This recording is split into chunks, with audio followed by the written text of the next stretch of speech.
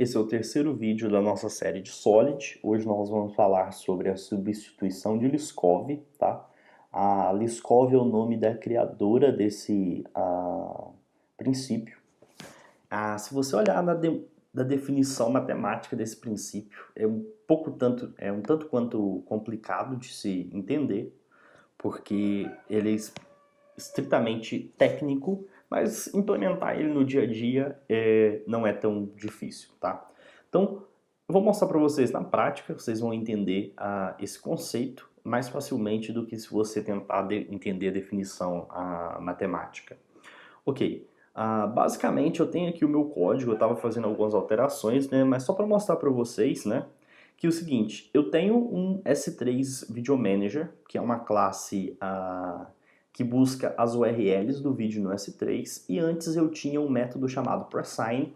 Então eu tinha duas implementações distintas dentro da minha aplicação, que é isso que eu estou refatorando agora.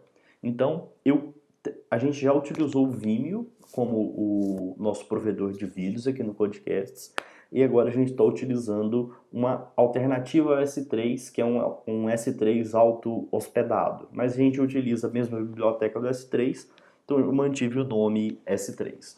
Então, basicamente, PreSign não é uma função do Vimeo, né? A pré-assinatura somente acontece no S3.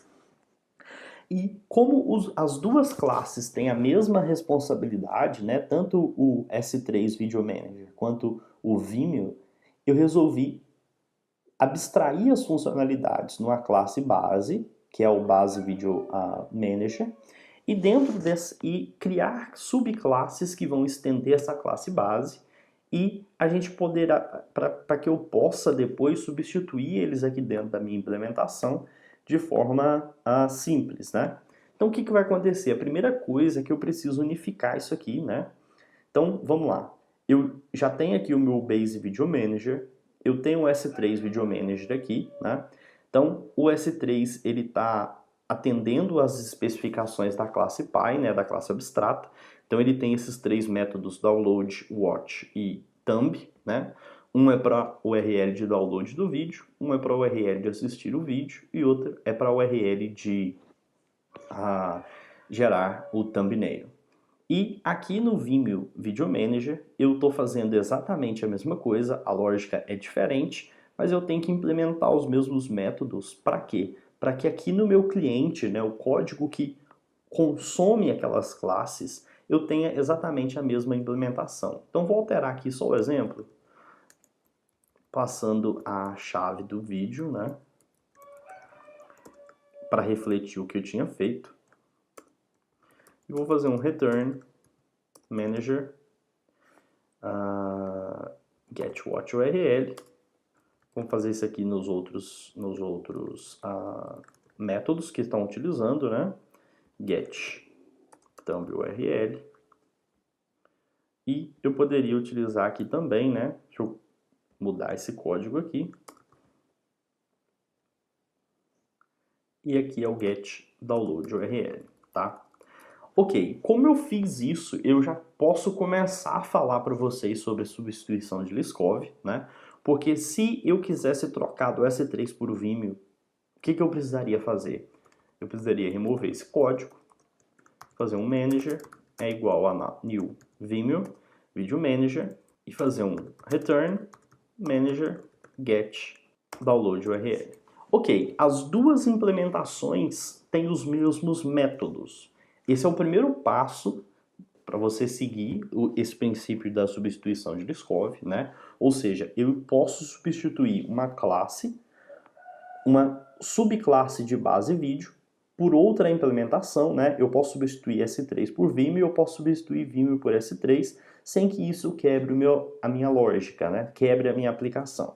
Bom, do ponto de vista da sintaxe, você pode ver que está realmente igual, eu estou substituindo. Mas na prática, o meu código ainda viola esse princípio, eu vou mostrar para vocês por quê. Ou seja, eu tenho que ser 100% compatível quanto às minhas implementações, tá? Qual é o problema disso? O Vimeo, quando a gente faz uma consulta na API, ele me retorna uma URL encodada, né? Ele remove os caracteres especiais e substitui pelo encoding de URL. Então, o que eu preciso fazer? Para que, como o S3 não me retorna esse tipo de URL, o que acontece? O resultado dessa chamada getDownloadURL no Vimeo vai trazer uma URL com encoding e no S3 ele vai me retornar uma URL sem encoding. Então, qual que seria o primeiro passo? Eu alterar o meu código aqui do Vimeo para quando ele for retornar o URL, eu fazer um dis decode URL. Você poderia utilizar o método diretamente, só tem um método da classe Py, tá? Vou precisar alterar isso aqui também no outro método, né? This decode URL. Então agora a gente está garantindo dentro do nosso código o quê? Que o retorno sempre vai ser uma URL decodada, tá? No S3 eu não preciso enforçar isso porque o resultado já é dessa forma, tá? Mas no Vimeo eu precisei alterar para quê? Para que ambas as chamadas em qualquer uma dessas classes retornem o mesmo tipo, né? A URL vai ser diferente, mas elas não vão precisar, eu não vou precisar fazer um tratamento aqui, né? Se eu estou utilizando o Vimeo, eu teria que fazer um URL, depois fazer um return, URL decode, URL. Para o S3 eu não preciso fazer isso. Se eu não preciso fazer isso para o S3, o princípio de substituição de Liskov nos diz que eu não deveria precisar fazer isso para o Vimeo também. Então, basicamente, deixa eu voltar ao nosso código, foi por isso que eu coloquei isso dentro da própria implementação de Vimeo Video Manager, para que todas as implementações de base vídeo sejam compatíveis, ou elas tenham o mesmo tipo. Então, uma coisa que a gente poderia ter feito aqui é dentro de S3 ter criado esse método preSign como public, tá? Ou seja, a gente quer que esse método seja disponível para uso global. Por exemplo, eu quisesse assinar um terceiro tipo de vídeo ou um thumbnail alternativo. Bom, para fazer isso, eu não posso expor essa funcionalidade diretamente nessa classe. Por quê? Porque se eu estou utilizando o S3, né, e aqui eu estou colocando um pre-sign e passando a chave ou etc. O que ia acontecer? Quando eu alterasse isso aqui para Vimeo, esse método pre-sign não existiria. Então a gente está violando a substituição de Liskov, porque no momento que eu tenho um método a mais em Vimeo, um método público a mais em S3, desculpa, no momento que eu tenho esse método público a mais, quer dizer que as outras implementações não têm esse método e automaticamente elas não podem ser substituídas. Então, isso viola o princípio da substituição de Liskov. Nesse caso, a gente não precisa exatamente desse método, foi só um exemplo, né? Como que esse princípio pode ser facilmente violado. Mas se você precisasse, é o que a gente vai ver na próxima aula sobre a segregação de interface, por isso eu não vou entrar muito nisso ainda, tá? Ok, mas agora que a gente já fez o o decode da URL para poder responder aqui no Vimeo, a gente talvez teria o mesmo resultado, né? Só que existe um problema. Se eu mostrar para vocês aqui no S3, o que acontece? Toda vez que eu estou pré-assinando um URL, eu faço isso de forma local, tá?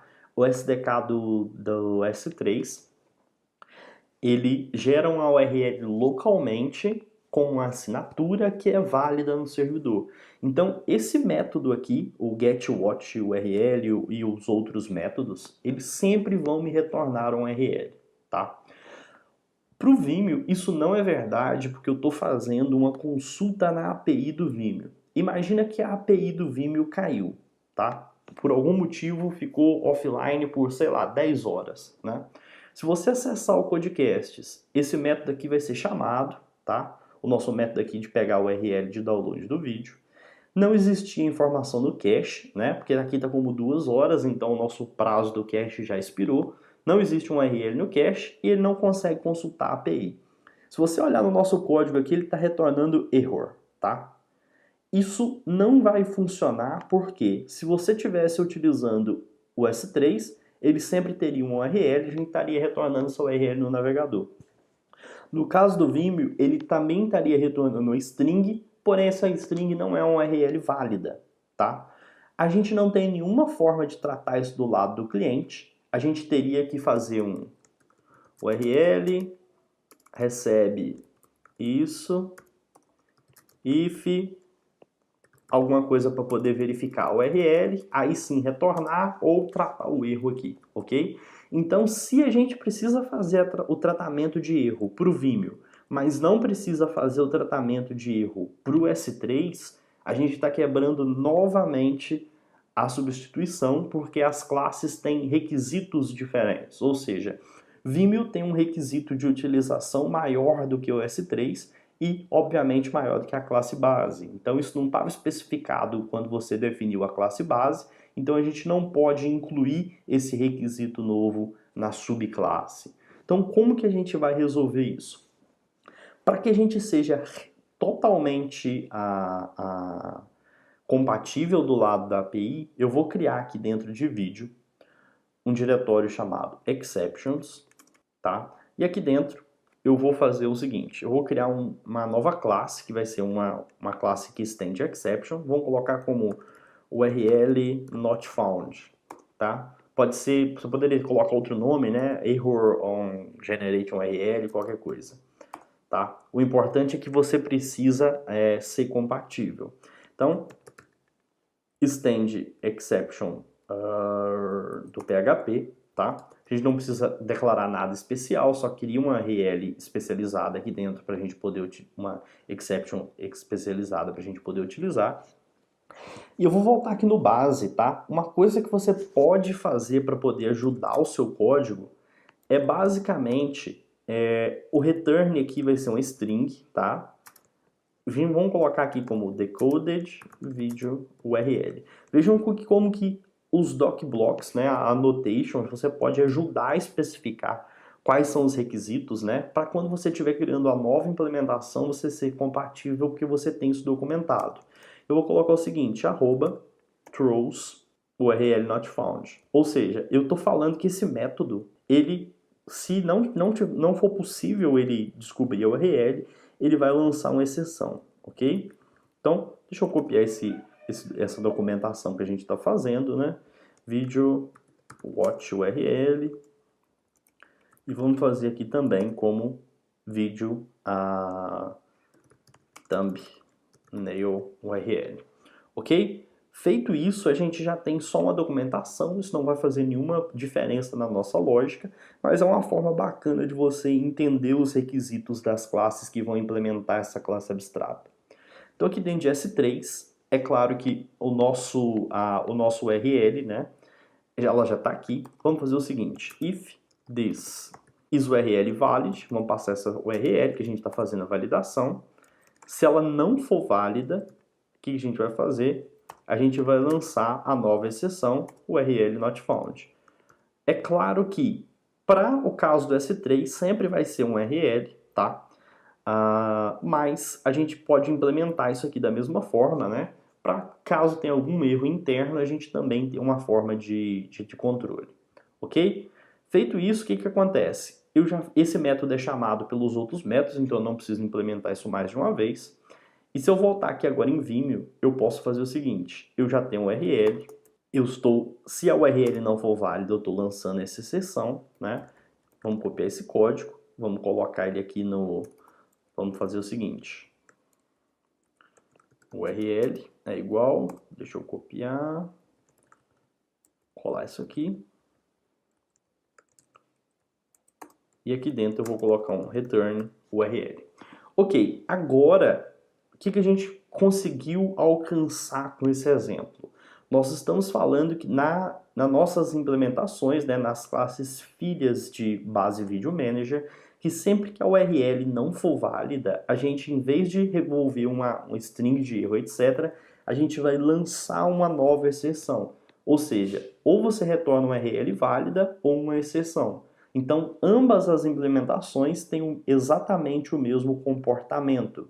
Então, aqui em Lesson, a gente poderia fazer o seguinte.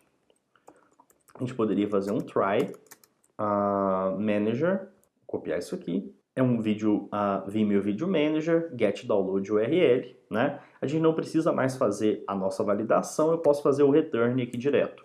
Por que eu não preciso fazer a validação? Porque a validação está a cargo das classes Vimeo e S3.